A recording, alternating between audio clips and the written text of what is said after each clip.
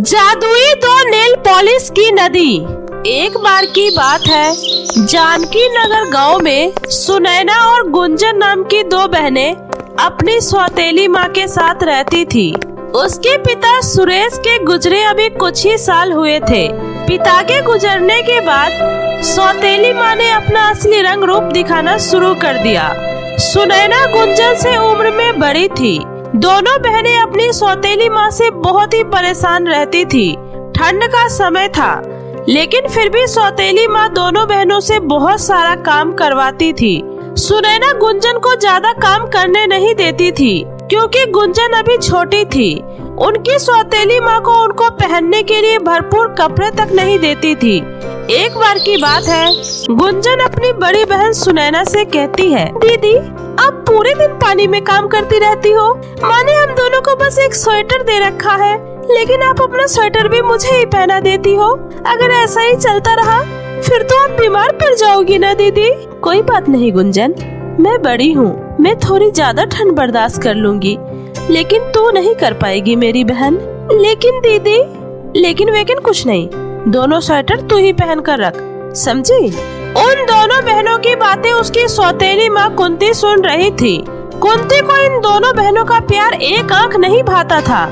आहा, एक बहन को दूसरी बहन पर बहुत ही प्यार आ रहा है। अब तुम एक काम करो, मैंने जो तुम दोनों को एक एक स्वेटर पहनने को दिया है ना, वो भी मुझे वापस कर दो, समझे तुम दोनों? इतना कहकर कुंती उन दोनों से वह स्वेटर भी छीन लेती है।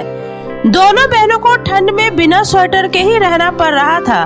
वे उन दोनों को ताजा खाना भी खाने को नहीं देती थी। वे दोनों बहनें हमेशा 2-3 दिन बासी खाना ही खाया करती थी।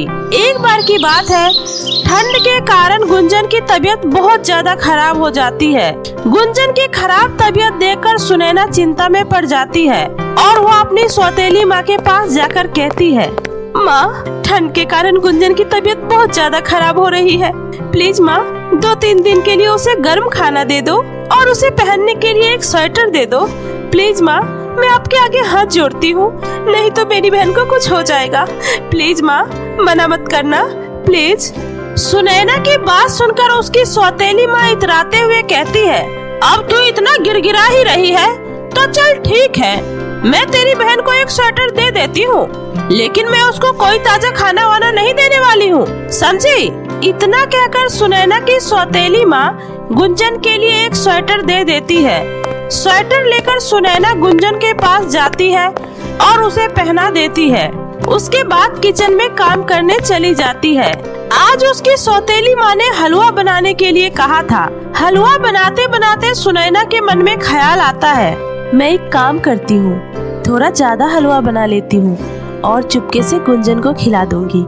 ऐसा सोचकर सुनैना थोड़ा ज्यादा हलवा बना लेती है और चुपके से ले जाकर अपनी छोटी बहन गुंजन को खिला देती है। इसी तरह एक हफ्ता बीत जाता है और धीरे धीरे गुंजन की तबीयत में सुधार आ जाता है। एक दिन उसकी सौतेली माँ सुनैना को आवाज लगाते हुए कहती है, अरे ओ सुनैना की बच्ची, कहाँ गई? मेरे हाथ पैर में बहुत तेज दर्द हो रहा है, जरा तेल गरम करके मेरे हाथ पैर की मालिश कर दे। अभी आई माँ। उसके बाद सुनैना अपनी सौतेली माँ के हाथ पैर में तेल गरम करके मालिश करने लगती है। अरे वाह कलमुही, जो भी कहो, तेरे हाथों में तो जादू है। मेरे तो सारे शरीर का दर्द धीरे धीरे गायब हो रहा है। चल और दबा।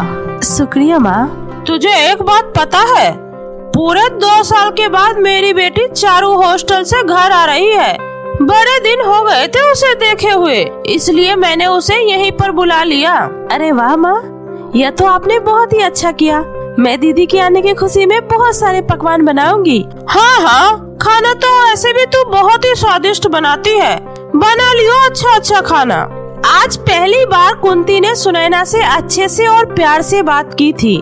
सुनैना को बहुत खुशी होती है और उसे लगता है कि उसकी सौतेली माँ के दिल में उन दोनों बहनों के लिए प्यार उमड़ रहा है। यही सब सोचकर सुनैना कुंती से कहती है, माँ आज मुझे आपका मूड बहुत अच्छा लग रहा है। हाँ, क्योंकि आज मैं बहुत खुश हूँ। वैसे माँ एक बात कहूँ? हाँ हाँ बोल, क्या बात है? माँ इस पूरे घर का काम करने के लिए मैं अकेले ही काफी हूँ। मैं सारा काम अकेले ही संभाल लेती हूँ, तो मैं सोच रही थी तो क्यों ना आप मेरी बहन गुंजन का दाखिला स्कूल में करा दे। उसे पढ़ाई करने का बहुत शौक है माँ, और वैसे भी घर का सारा काम तो मैं ही करती हूँ ना, और वो थोड़ा पढ़ लिख लेगी तो सही रहेगा। सुनैना की यह बात सुनकर कुंती गुस्से के मारे तिलमिला जाती है और सुनैना को लात मारते हुए कहती है, तुझ जैसे बेशरम लोगों के अंदर यही कमी होती है। 2-4 बात प्यार से क्या बोल लो, तुम लोग तो सर पर ही चढ़ जाते हो। बड़ी आई अपनी बहन को पढ़ाने वाली, अपना गंदा सा चेहरा लेकर चली जाए यहाँ से। सुनैना आंखों में आंसू लिए हुए वहाँ से चली जाती है। उसे इस बात का बहुत ही दुख पहुँचता है और वह अपने कमरे में जाकर बहुत रोती है। रोते रोते उसकी आंखें लग जाती है। उसी शाम कुंती की बेटी घर आती है और सुनैना सोती ही रह जाती है। अपनी बेटी को देखकर कुंती बहुत ही खुश होती है। अरे वाह बेटी, तू आ गई। तुझे आने में कोई तकलीफ तो नहीं हुई ना बेटी? नहीं माँ, मैं तो आराम से आई हूँ, लेकिन मुझे बहुत जोरों की भूख लगी है। मैं अभी फ्रेश होकर आती हूँ, आप फटाफट से खाना लगवा दो माँ। इतना कहकर चारू नहाने चली जाती है। दूसरी तरफ कुंती सुनैना को आवाज लगाते हुए कहती है, अरे सुनैना, कहाँ है? जल्दी जल्दी टेबल पर खाना लगा दे। अपनी सौतेली माँ की बातें सुनकर सुनैना हड़बड़ा कर उठती है। अरे मेरी तो आँख लग गई थी, इस कारण मैंने खाना तो बनाया ही नहीं है। अगर यह बात माँ को पता चली तो वो तो बहुत गुस्सा करेगी। सुनैना फटाफट गुंजन को लेकर किचन में जाती है और दोनों बहनें जल्दी जल्दी खाना बनाने लगती है।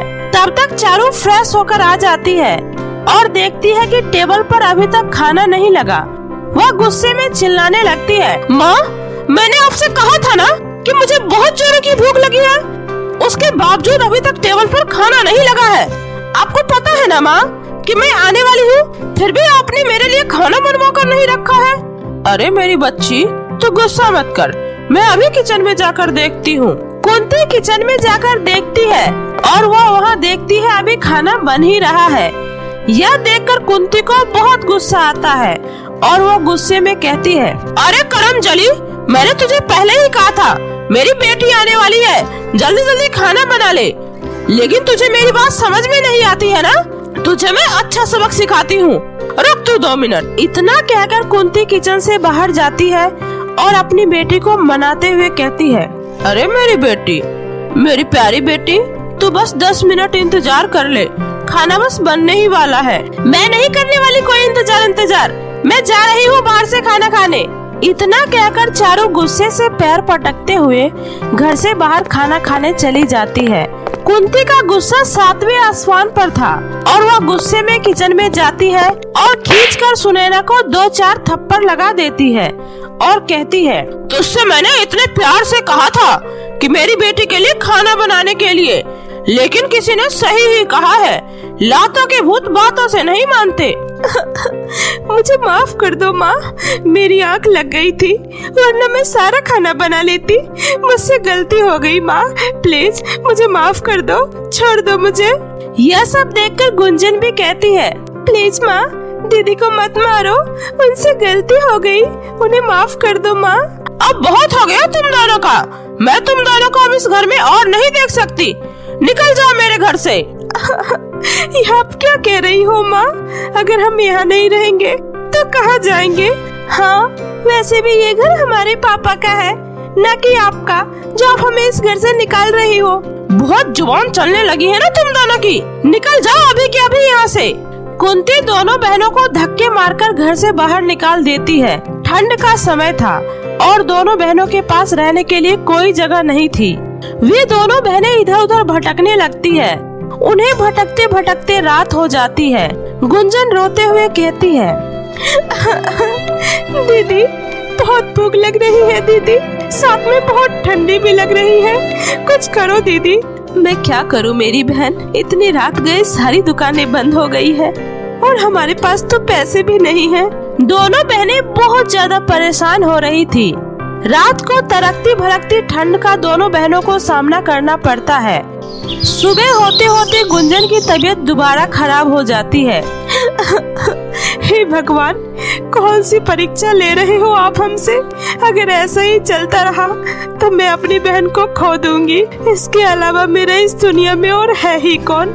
प्लीज भगवान जी हमारी कुछ तो मदद करो। सुनैना अपनी बहन को गोद में उठाकर एक बगीचे में पहुंच जाती है और उसे एक टेबल पर लिटा देती है। तभी वहाँ पर बहुत तेज प्रकाश होता है और एक खूबसूरत अप्सरा सी दिखने वाली सुंदर परी प्रकट होती है। परी को देखकर सुनैना कहती है, कौन है आप? दिखने में तो आप कोई दिव्य शक्ति लग रही हो। हाँ सुनैना, तुमने बिल्कुल सही पहचाना। मैं एक परी हूँ। भगवान ने मुझे जरूरतमंद लोगों की मदद करने के लिए ही बनाया है। मैं परियों के देश की रानी हूँ। मैंने देखा कि तुम बहुत संकट में हो, इसलिए मैं तुम्हारी मदद करने आई हूँ। क्या सच में आप मेरी छोटी बहन को ठीक कर सकती हो? हाँ, मैं तुम्हारी छोटी बहन को बिल्कुल स्वस्थ कर दूंगी। मैं तुम्हें एक ऐसी चीज देने वाली हूँ जिसके बाद तुम्हारी जिंदगी पूरी तरह से ही बदल जाएगी। इतना कहकर परी अपना जादुई छड़ी घुमाती है। तभी वहाँ पर दो जादुई नदी बन जाती है। उस जादुई नदी का 2 नेल पॉलिश लेकर परी सुनैना को देती है। एक नेल पॉलिश का रंग लाल होता है और दूसरे नेल पॉलिश का रंग नीला होता है। इस लाल वाली नेल पॉलिश को तुम अपनी बहन के नाखूनों पर लगा देना, फिर देखना तुम्हारी बहन बिल्कुल स्वस्थ हो जाएगी। और यह दूसरी वाली नीली नेल पॉलिश की मदद से तुम जितना चाहो उतना नेल पॉलिश मांग सकती हो। इसकी मदद से तुम खूब तरक्की कर पाओगी। अच्छा, अब मैं चलती हूँ। ज्यादा समय तक मैं यहाँ नहीं रुक सकती। तुम अपना ख्याल रखना। इतना कहकर परी वहाँ से गायब हो जाती है। सुनैना जादुई लाल नेल पॉलिश को अपनी बहन के नाखूनों पर लगाती है। उसके ऐसा करते ही गुंजन बिल्कुल स्वस्थ हो जाती है। उसके बाद वह दोनों बहनें जादुई नीली नेल पॉलिश से ढेर सारी नेल पॉलिश मांगती है और उन्हें ले जाकर बाजार में बेच देती है। नेल पॉलिश सुंदर होने के कारण तुरंत ही बिक जाती है। नेल पॉलिश बेचकर उन्हें जो भी पैसे मिलते हैं उससे वह दोनों खाना खरीद कर खाती है। गांव के अंतिम छोर पर वह दोनों अपने लिए एक छोटी सी झोपड़ी बनाती है और उसी में रहने लगती है और रोजाना जादुई नीली नेल पॉलिश से ढेर सारी नेल पॉलिश मांगकर बाजार में बेचने जाती है। उन्हें ऐसा करते करते 1 साल बीत जाता है और वह दोनों बहुत ही धनवान हो जाती है और अपने लिए बहुत सुंदर सा घर बनवा लेती है और साथ ही नेल पॉलिश की बहुत बड़ी दुकान भी खोल लेती है। एक बार की बात है, सुनैना की सौतेली माँ और सौतेली बहन उसकी दुकान पर नेल पॉलिश खरीदने आती है। वहाँ पर सुनैना को देखकर वे दोनों बहुत हैरान हो जाते हैं। तब सुनैना कहती है, आपको क्या लगा था माँ कि आप हमें घर से बाहर निकाल दोगी तो हम भूखे और ठंड के मारे मर जाएंगे? एक बात हमेशा याद रखना माँ, जिसकी मदद कोई नहीं करता उसकी मदद खुद भगवान करते हैं। आज मैं आपसे भी ज्यादा अमीर हूँ, लेकिन फिर भी मुझे अपने पैसों पर बिल्कुल भी घमंड नहीं है। अब आप दोनों यहाँ से जा सकती हैं। सुनैना की बात सुनकर उसकी सौतेली माँ और बहन का मुंह बन जाता है और वह दोनों वहाँ से चले जाते हैं। और इधर सुनैना अपनी छोटी बहन का दाखिला गाँव के सबसे महंगे स्कूल में करवा देती है। उसके बाद वे दोनों बहनें अपना जीवन खुशी खुशी व्यतीत करने लगते हैं। तो मेरे प्यारे दोस्तों, कैसी लगी आपको मेरी ये कहानी? मुझे कमेंट करके जरूर बताएं। कहानी अच्छी लगी हो तो इसे अपने दोस्तों के साथ भी शेयर करें। और हाँ दोस्तों, अगर आपने अब तक मेरे चैनल जादुई टीवी को सब्सक्राइब नहीं किया है तो जल्दी से नीचे लाल बटन दबाकर अभी सब्सक्राइब कर ले। तो मिलते हो ऐसे ही फिर किसी नई मजेदार जादुई कहानी के साथ। तब तक अपना ध्यान रखें। बाय बाय दोस्तों।